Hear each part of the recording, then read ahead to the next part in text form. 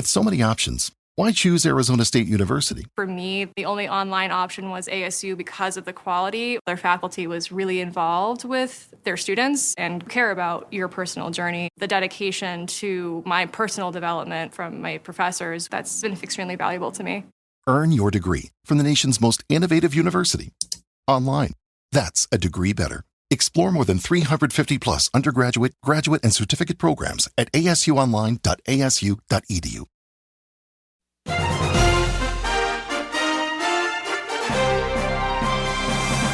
VCY America presents Crosstalk, a nationwide call-in program discussing issues that have an effect on our families, our communities, our churches, our nation, and our world. Crosstalk, an opportunity for you to voice your concerns for biblical principles.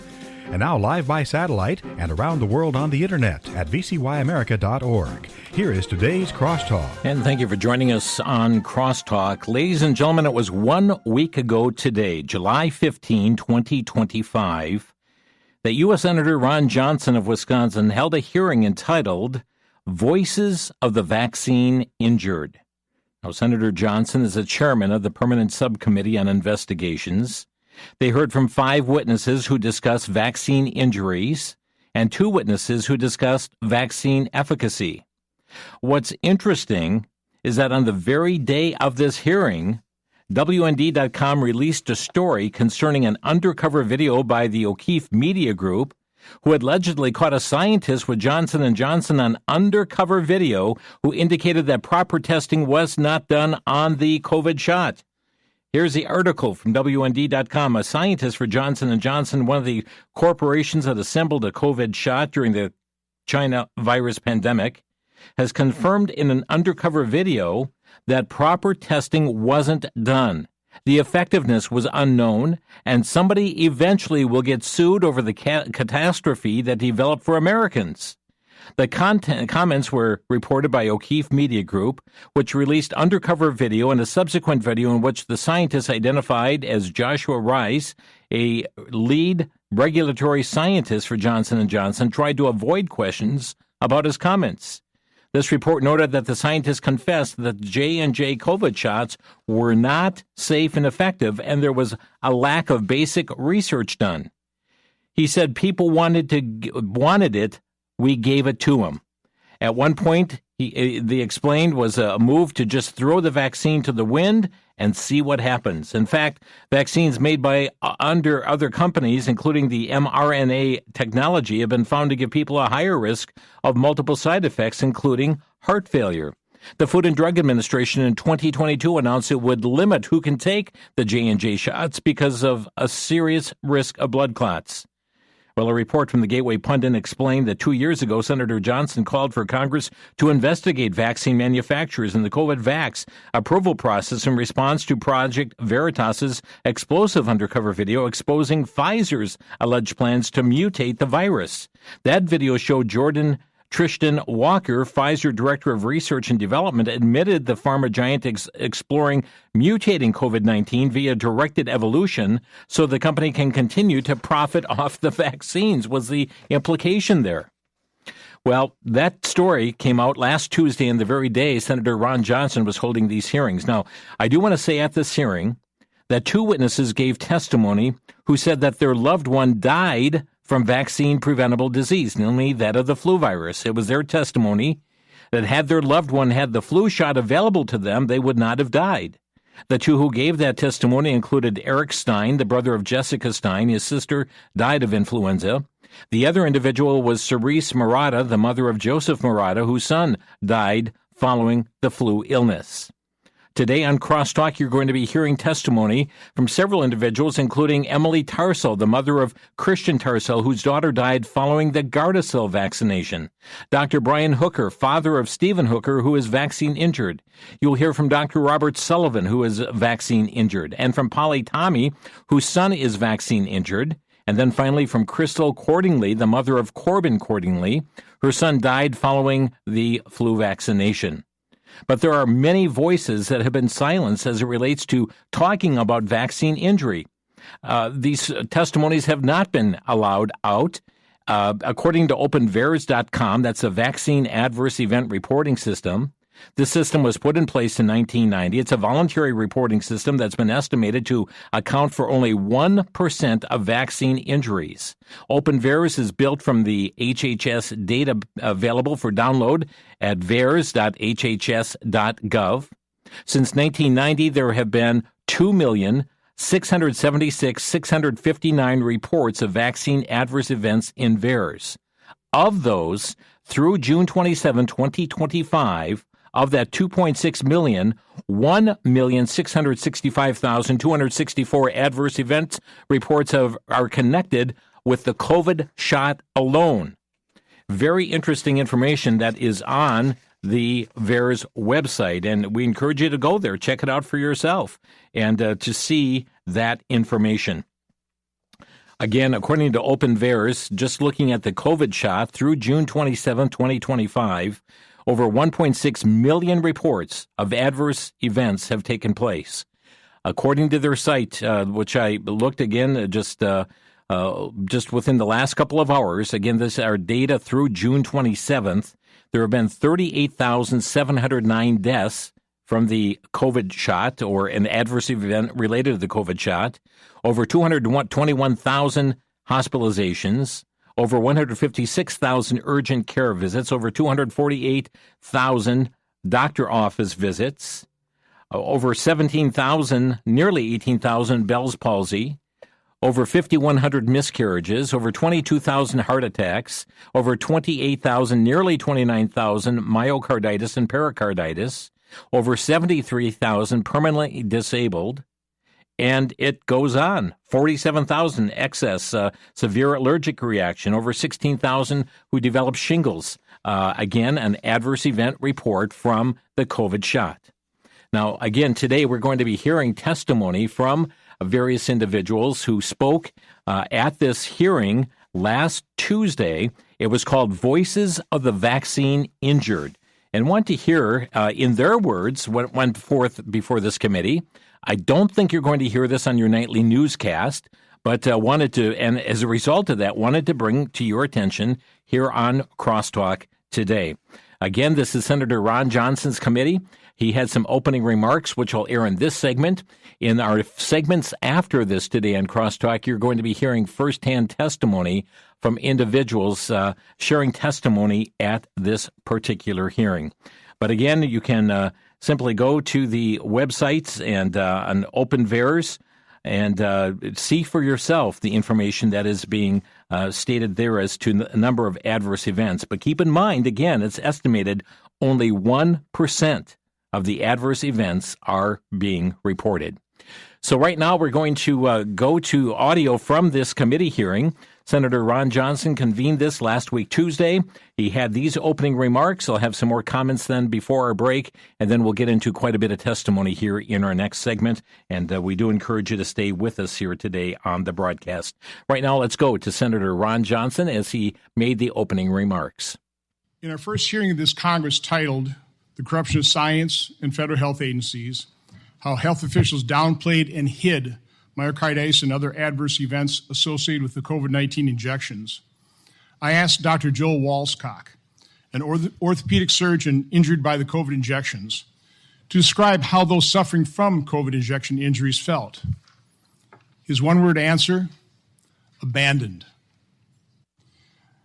The purpose of today's hearing, titled Voices of the Vaccine Injured, is very simple: to give a platform to those individuals and families who have been abandoned, their injuries and suffering dismissed and forgotten. In addition, we will also hear from witnesses whose lives were devastated by fatal cases of severe influenza. We all fear death and disease. The appeal of a simple shot that can prevent both is obvious and powerful. Unfortunately, this strong appeal has overridden critical thinking and prevented rigorous cost-benefit analysis from being done. The faith in vaccines and vaccination policy is protected with religious-like zeal, and those questioning them are viewed as apostates, dangerous apostates, more than deserving of the scorn, vilification, and retribution heaped upon them. An open-minded review of the history of vaccination dating back to Edward Jenner, the creator of the smallpox vaccine, is both interesting and enlightening. Reading books like Dissolving Illusions, Turtles All the Way Down, and Vaccines, Mythology, Ideology, and Reality, or a May 21st, 2025 Substack by Toby Rogers titled Mapping the Entire Field of Autism Causation Studies in One Article, certainly opened my eyes, and I sincerely hope will open millions more. And while I haven't mentioned it, I'd like to enter Toby Rogers' article, Substack, into the record without objection. It'll be entered. Understanding the recent history of vaccines is essential to developing a fair-minded viewpoint. In the early 80s, investigative journalists and lawsuits were beginning to highlight the harms caused by vaccines. This led to jury awards for injuries and the withdrawal of pharmaceutical companies from vaccine manufacturing and distribution. The availability of vaccines was at risk. This legitimate concern was addressed with the passage of the National Childhood Vaccine Injury Act of 1986, which led to blanket immunity for vaccines through subsequent regulation. An explosion in the number of vaccine doses on the childhood schedule was a result. According to Mr. Rogers, quote, prior to 1986, there were 3 routine vaccines totaling 7 injections. Today, the CDC's maternal and child and adolescent vaccine schedules include 19 vaccines requiring 76 injections with 94 total doses of antigen. In August 1997, the FDA under President Clinton's administration issued draft guidance to allow pharmaceutical companies to advertise directly to consumers beyond print media into TV and radio. According to one estimate, drug companies spent $10 billion on direct-to-consumer advertising in 2024, currently accounting for almost 25% of evening news ad minutes on major networks. That amount of spending has paid off handsomely for Big Pharma and its ability to control the narrative and suppress stories of drug and vaccine injuries. But to understand the true reality we face, there's nothing like hearing from those who have suffered the adverse events that are rarely acknowledged by the medical establishment, federal health agencies, and the corporate media. Today, we have 5 witnesses who will tell how drug and vaccine injuries have impacted their lives. We will also hear from 2 witnesses who advocate for, quote, routine immunizations across the lifespan, unquote, because they lost loved ones from a disease vaccines were intended to prevent. Thank you for all taking the time to appear before us today. As difficult as it will be for you to testify today, it's important for the American public to hear your testimony. So with that, Senator Ron Johnson gave time then for the ranking member to also speak. He made a lengthy presentation. But I want to get to the witnesses that came before this testimony. Again, 2 that were advocating for vaccinations. Their loved ones, they said, would have been saved had they had access to the flu vaccination. But the others go also into great detail as to the harmful effects that they saw from various vaccinations, and some pertaining to Gardasil, and also that pertaining to the COVID shot, the MMR vaccine, as well as to others as well.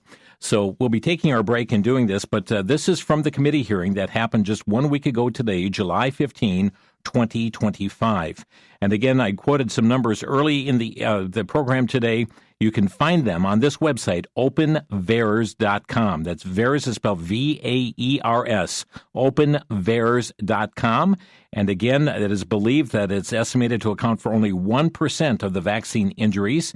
And this is billed from the HHS data available for download at vaers.hhs.gov.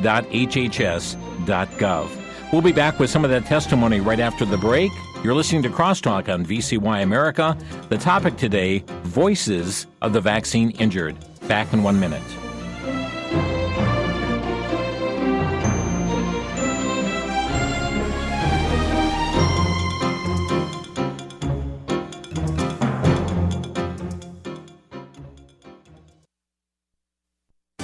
Back to Genesis with Dr. John Morris, scientist with the Institute for Creation Research. Dr. Morris, how fast do stars change from one type of star into another? Chris, evolutionists are fond of saying that changes in stars take millions of years to occur. But it's important to remember that they've never seen stars do anything for millions of years. And yet sometimes we do see stars undergo dramatic change quickly. Recently, a star was observed to change in only a few years from a white dwarf star about the size of the Earth to a giant star 80 times wider than the Sun, an increase in volume of over 500 million. Evolutionists used to insist that such changes took long periods, but when we see it happen rapidly. Evidently, the biblical doctrine of recent creation of all things is accurate.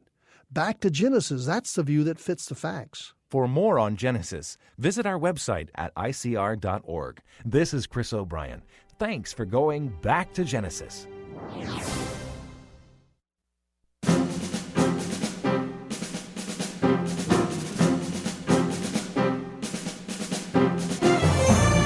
You're listening to Crosstalk on VCY America, and friends, one of the things that came out in this committee hearing is the explosion of the number of vaccinations and the number of injections. As he quoted there, Ron Johnson, in the earlier remarks, prior to 1986, 3 vaccines with 7 injections. Now it's 19 vaccines, 76 injections, 94 total doses of antigen. Senator Ron Johnson held a hearing entitled Voices of the Vaccine Injured. He's chairman of the Permanent Subcommittee on Investigations. We're going to be hearing from 5 different witnesses on the program today. He will introduce each one, and let's get underway. Our first witness is Ms. Emily Tarsal. Ms. Tarsal is a retired psychotherapist and former president of the Licensed Clinical Professional Counselors of Maryland. She's here today to talk about her daughter, Christina. Ms. Tarsal. Chairman Johnson and committee members, thank you for this important hearing. My name is Emily Tarsal. I'm a retired psychotherapist and a mom. I was blessed with Christina, a healthy, bright child who grew to be a beautiful, caring person, gifted athlete, artist, honor student. In 2008, my 20-year-old daughter had her first GYN appointment. The doctor recommended the HPV vaccine, and we were told it was safe and effective and would prevent cervical cancer. We were not given any literature. We were not told of any adverse side effects. Ads conveyed a sense of urgency about getting Gardasil before exposure to HPVs. So Chris had always gotten the childhood vaccines and agreed to the shots. After vaccination, my daughter developed new conditions: joint pain, chronic sinus congestion, intermittent rashes, rapid heartbeat, dizziness on standing, unusual fatigue, and arrhythmia.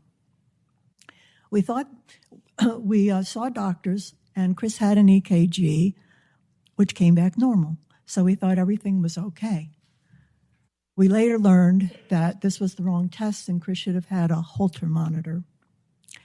No one connected the dots because even doctors are uninformed of vaccine adverse events. She continued with the shots, and 18 days after the 3rd shot, she was found dead in her bed at college. You cannot imagine the hell of seeing your child lifeless. You struggle with the reality. How does a healthy young lady with no pre-existing conditions suddenly die in her bed? An extensive autopsy ruled out drugs, trauma, or organ issues, and cause of death was undetermined. We did not connect Chris's symptoms to vaccination initially until we discovered multiple reports from others too. My doctor advised me to file a VAERS report. I also called the FDA. They did no follow-up with me and took a year to obtain her medical records. They did one test for strep, which was negative. End of their investigation. Conclusion, cause of death undetermined. Merck, the manufacturer, also filed a VAERS report and gave a false and unsubstantiated explanation for Chris's death. Finding out what happened became my mission. I connected with other moms, experts, reporters, and with Diane Harper, the lead investigator during clinical trials for Gardasil. She was critical of the fast-track approval and of the marketing of the vaccine. I learned too late that HPVs clear on their own 90% of the time, and that cervical cancer is almost entirely preventable with Pap screening. I learned that the incidence of HPV-related cancers is very low at 0.001%. I learned it has never been proven that the vaccine prevents any cancer. And I also learned that pharma is protected by law against lawsuits for vaccine injuries. Our only option for investigating Chris's death was to hire an attorney and file a claim in the NVIC program. My super attorney, Mark Sadaka, filed our claim against HHS in March of 2010. Our world-class experts, immunologist Dr. Schoenfeld and cardiologist Dr. Eldar, were prepared to describe at the molecular level how Chris had died from a fatal arrhythmia induced by an autoimmune response to Gardasil, which caused antibodies to attack the calcium channel in her heart.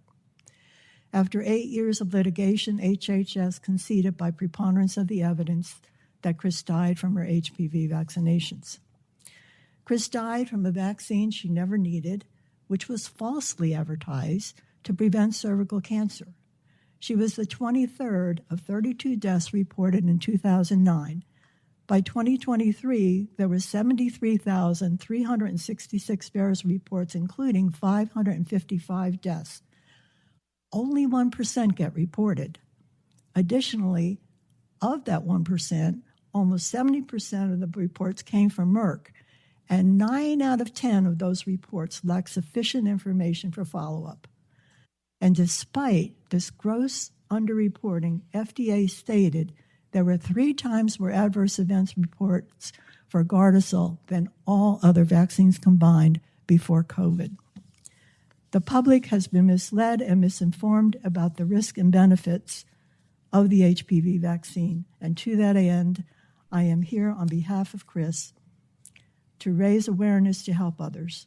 Our website, GardasilHPVTruths.com, has much documented information, including 90-plus studies. Thank you for listening. So that was Emily Tarsell who spoke. She's the mother of Christina Tarsell. Her daughter died following the Gardasil vaccination, as she testified before this committee hearing held by Senator Ron Johnson 1 week ago today. We're going to go to another testimony that was given at this hearing, and this one is from Dr. Brian Hooker, or Stephen Hooker, rather.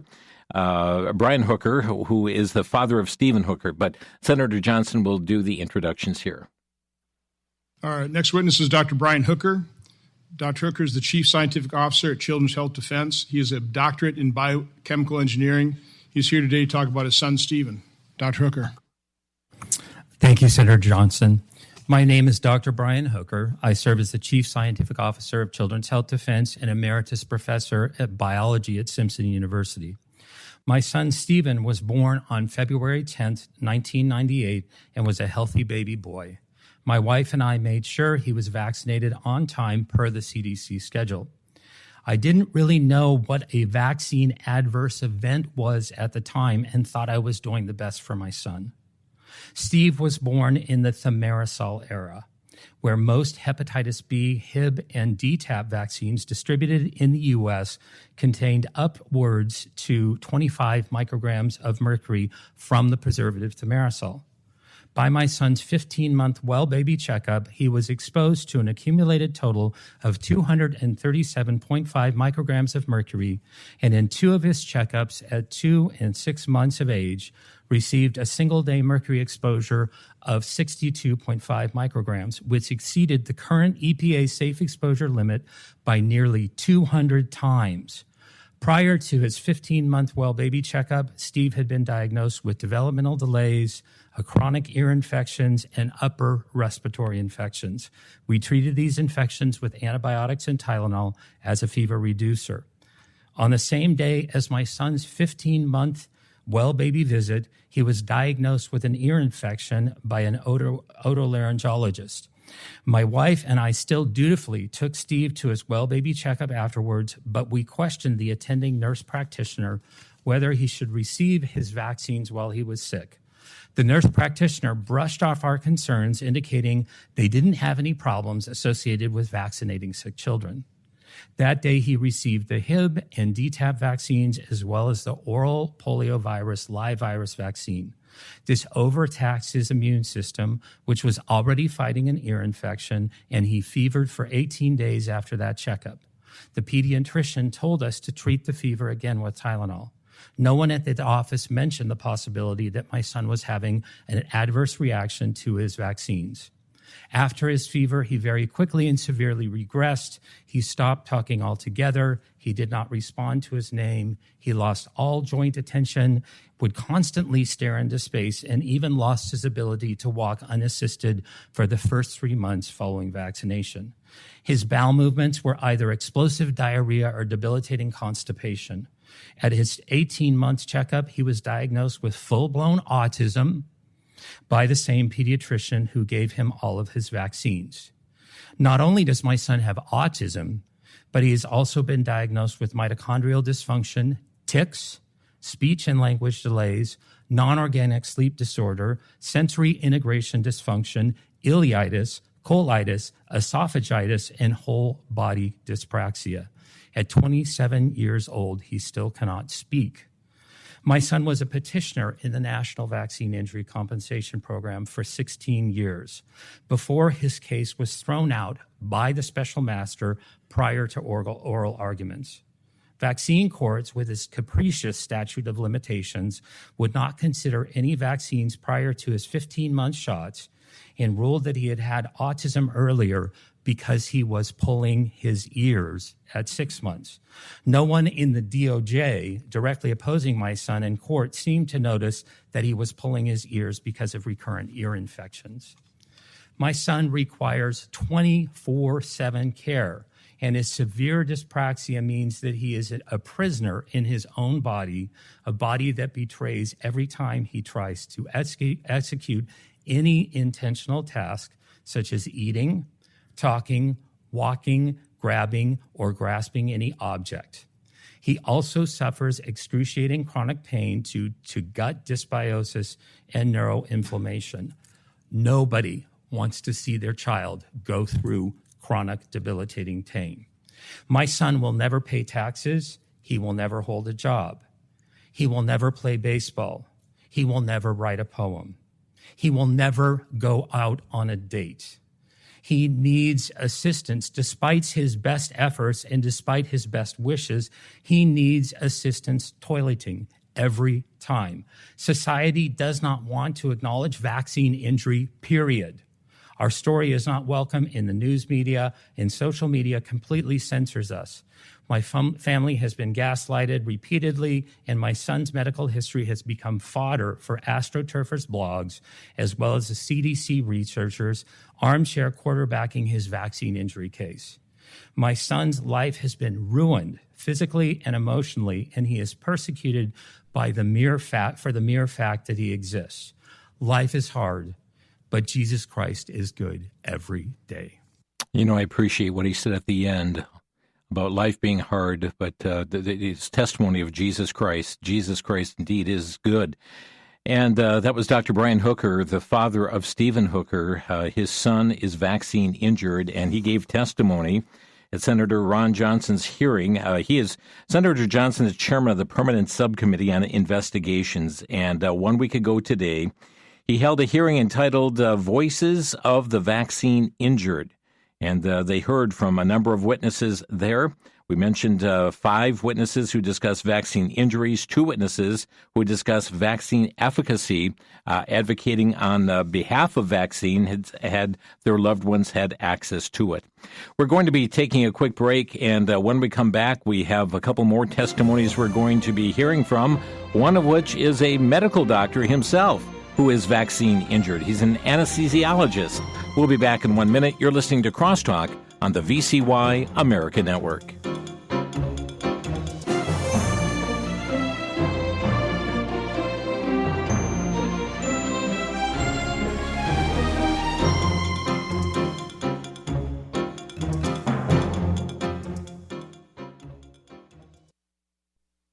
For over 200 years, the American judicial system has upheld a standard so strong that a person's very life can be ended based on this level of confidence. A verdict supported by evidence that is beyond a reasonable doubt.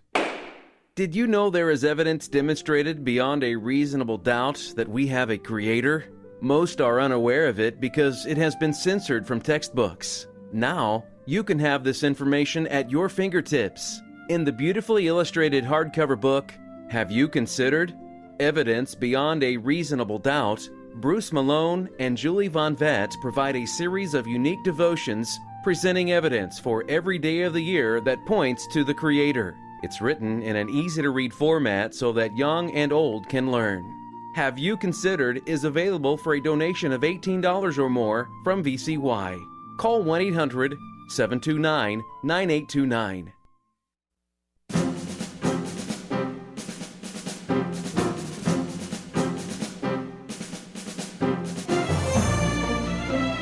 You're listening to Crosstalk on VCY America, a special, unique program today to really be a voice whose voices have been stifled across legacy media, even social media. Many of these have not enabled their testimonies to go forth. And friends, we're talking about, the hearing was called Voices of the Vaccine Injured. Now, when you look at the VAERS website and open VAERS, you'll see just a huge spike in adverse events that were reported in the year 2021. That's when the COVID shot came out. Another spike in 2022, and they've been declining since 2021.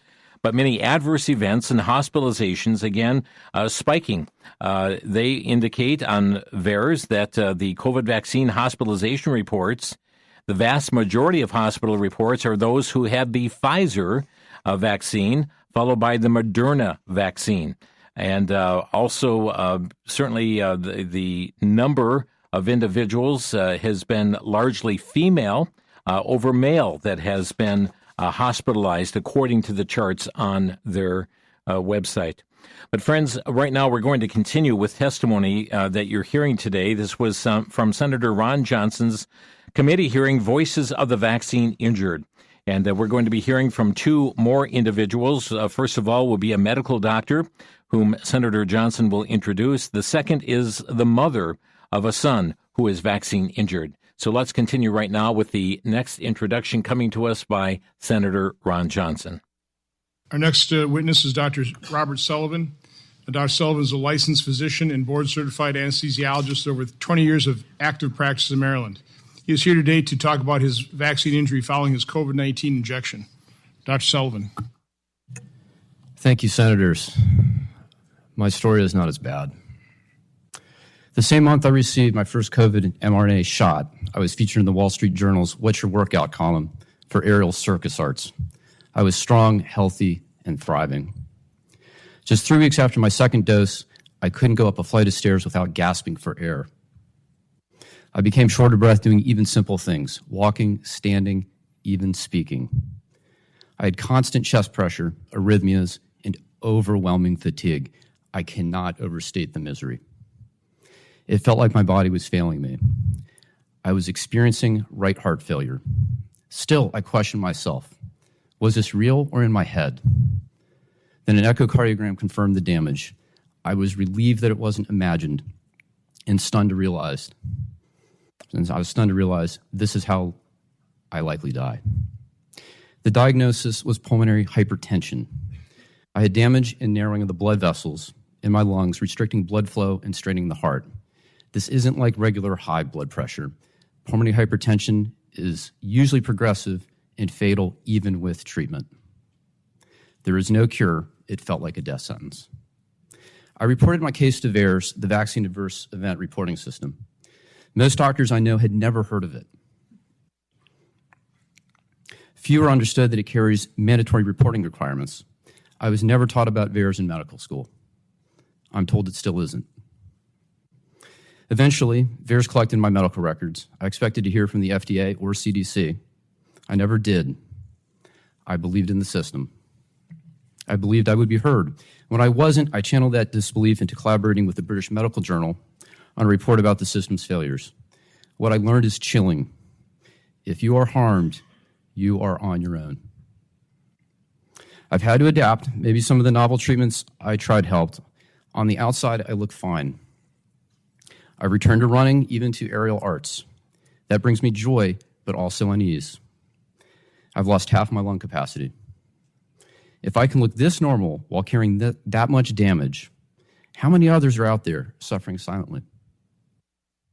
In researching my condition, I found the Georgetown scientist who predicted my specific problem the very same month of the vaccine rollout. He warned that spike protein exposure, whether from the virus or from the shot, could harm the blood vessels in the lungs and placenta. Spike protein itself from the SARS-1 virus, SARS-1, also caused vascular damage in animals. I learned many hospitalized COVID patients developed pulmonary hypertension. Autopsies showed the same kind of lung vessel damage I had. Long COVID patients with persistent breathlessness have the same findings. As in my case, their symptoms improve, but the damage remains.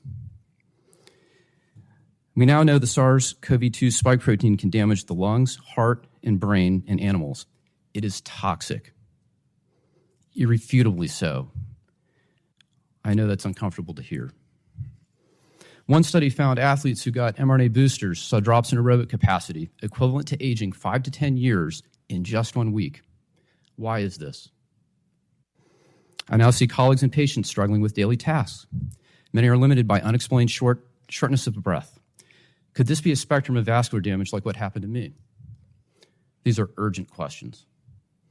This is not normal aging. This is not simple deconditioning. Until we study this systematically, we won't know how many have been injured by COVID or by the spike protein itself. Our medical system must honor its foundational oath, do no harm.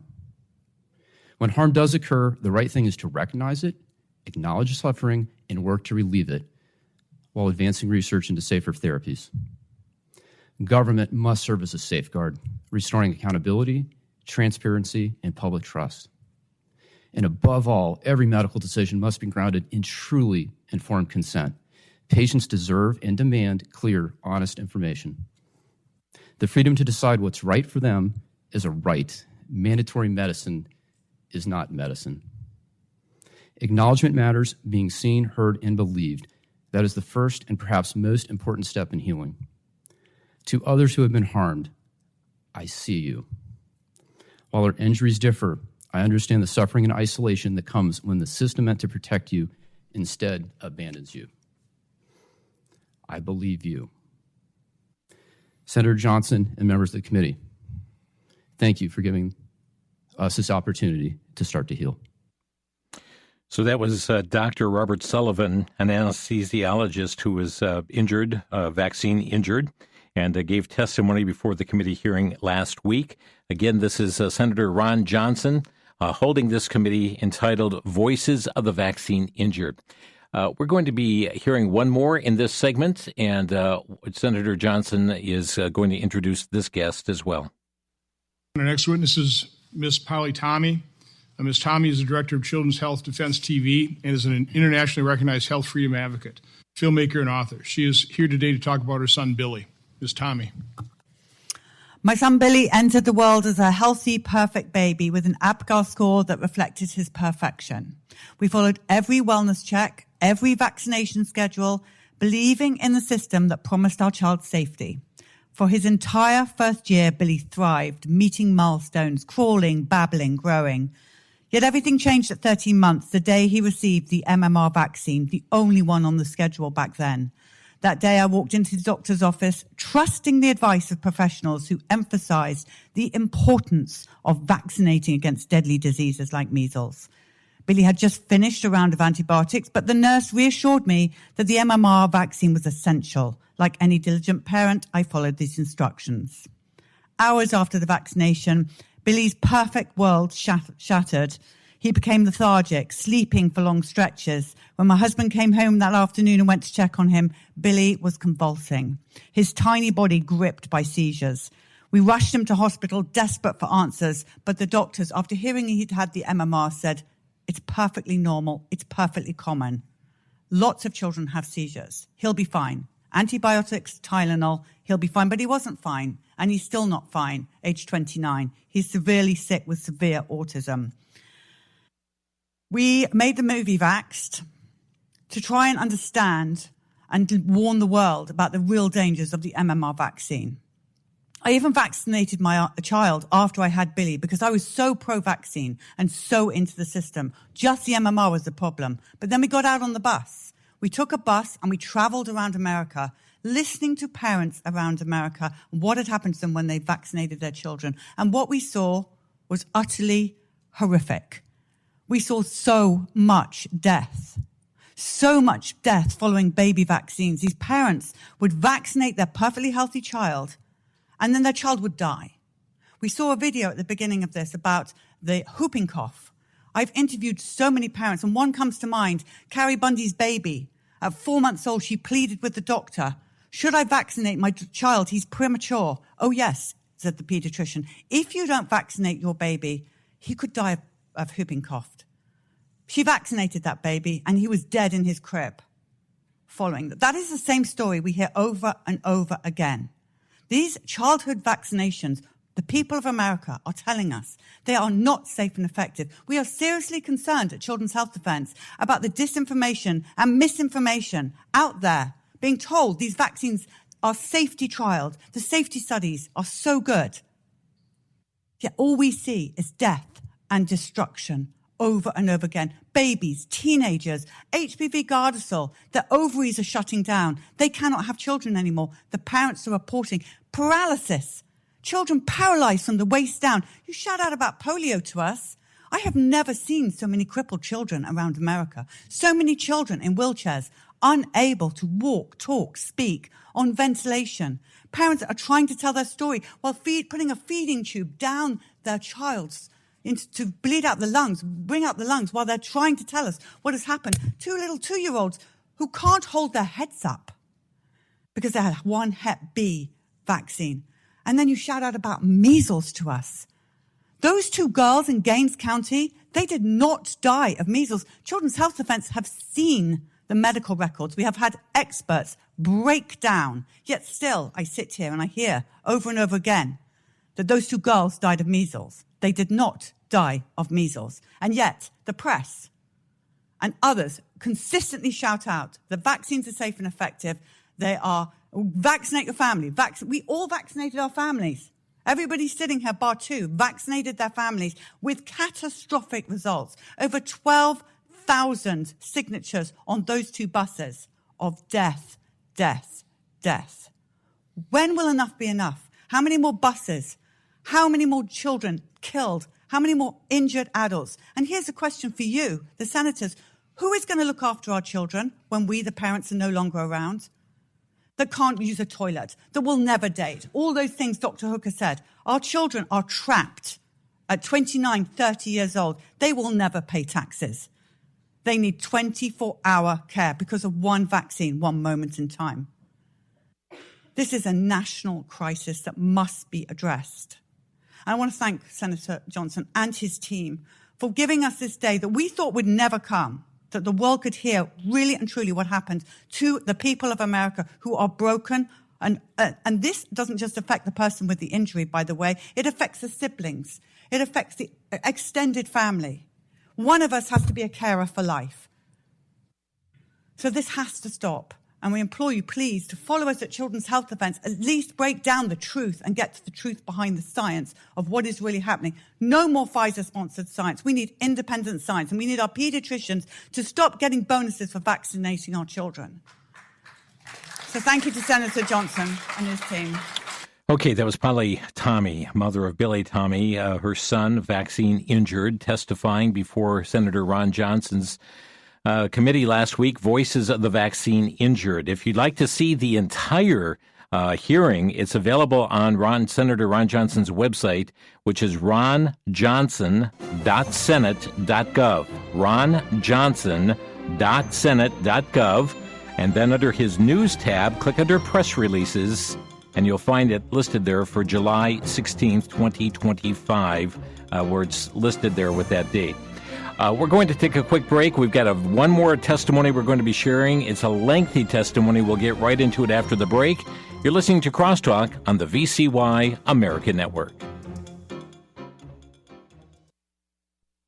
For the Worldview Report, I'm Brandon House. Our website's worldviewtube.com. Recently, perhaps you heard the headline, Mike Huckabee, the U.S. ambassador to Israel, put out a letter stating that he is going to reciprocate with restrictions on visas for Jews coming to America if the harassment of evangelicals by the visa department in Israel doesn't end. What? This seemed very odd. So we asked our reporter on the ground in Israel this week, Aaron, about it.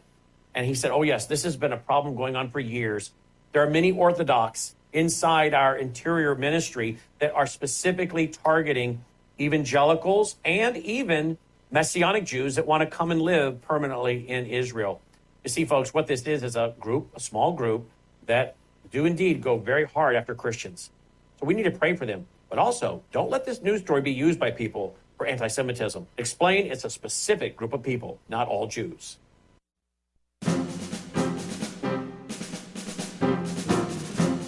This is Crosstalk on VCY America, as today we're hearing from Senator Ron Johnson's committee last week, Voices of the Vaccine Injured. We've got one more lengthy testimony, so let's get to it right now. Our final witness is Ms. Crystal Cordingley. Ms. Cordingley is a published scientist with over 20 years of experience in the medical field.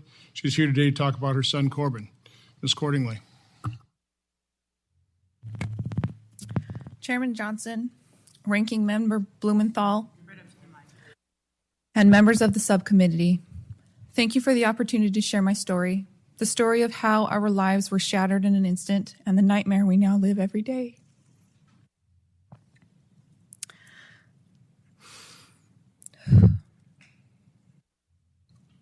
My name is Crystal Cordingley.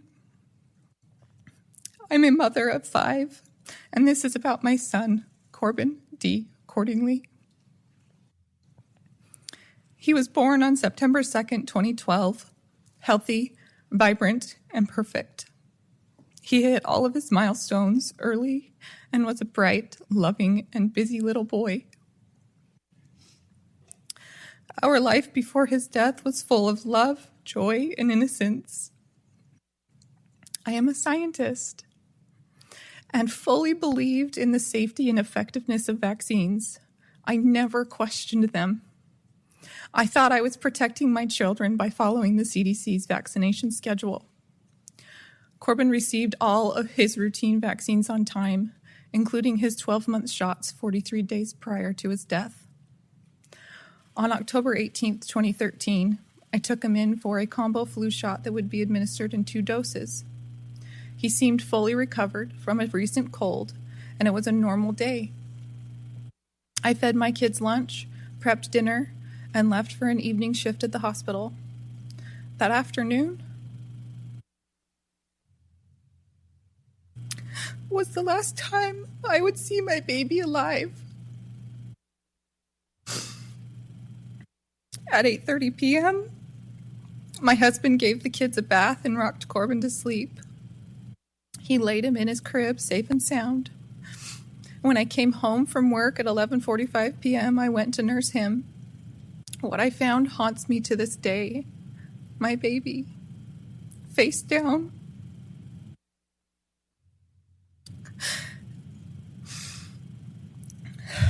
Fists clenched, arms stiff straight to his side, body stiff and unresponsive. I screamed for my husband to call 911 and immediately started CPR. When I opened his mouth, his tongue was stiff with rigor mortis and his lungs gurgled with broken down lung fluid as I tried to breathe life back into him. I knew. The paramedics arrived within minutes, but it was too late. At the hospital, after what felt like a lifetime of trying to revive him, the ER doctor called time of death. My world shattered. How could this happen? He was healthy. Nothing else was different that day, except the flu shot.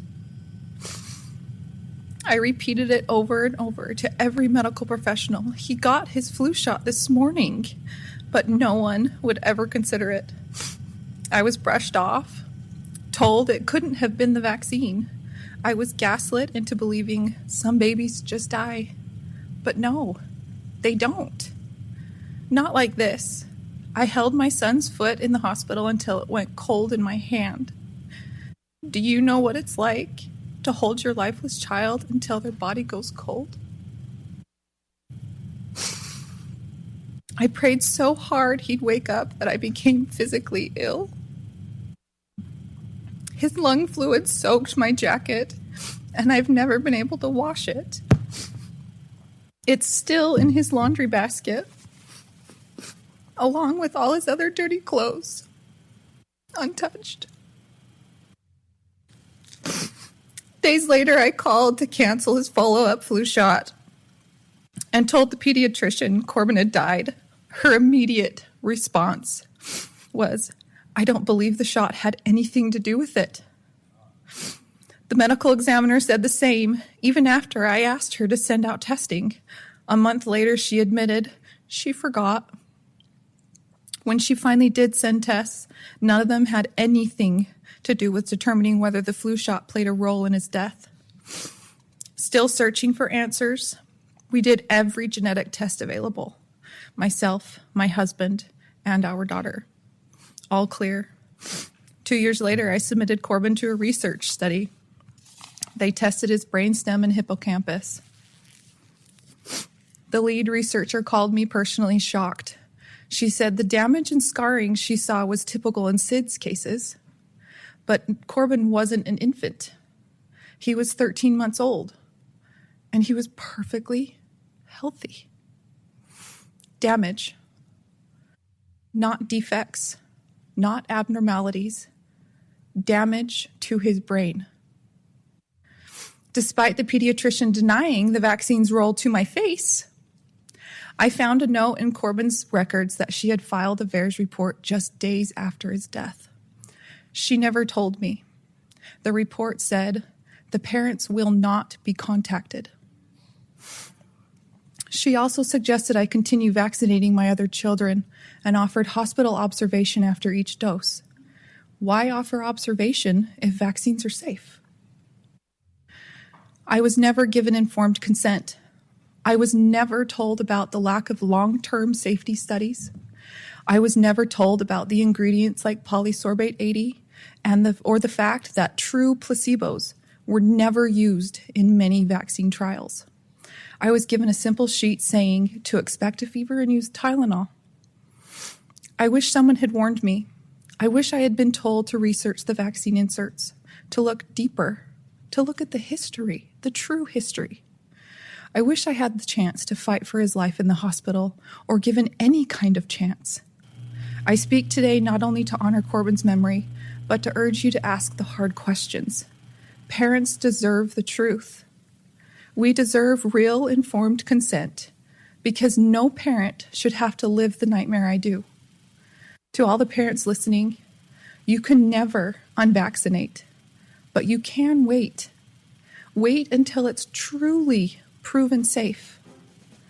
One shot, one decision, one moment. That's all it takes to shatter a family forever. Thank you.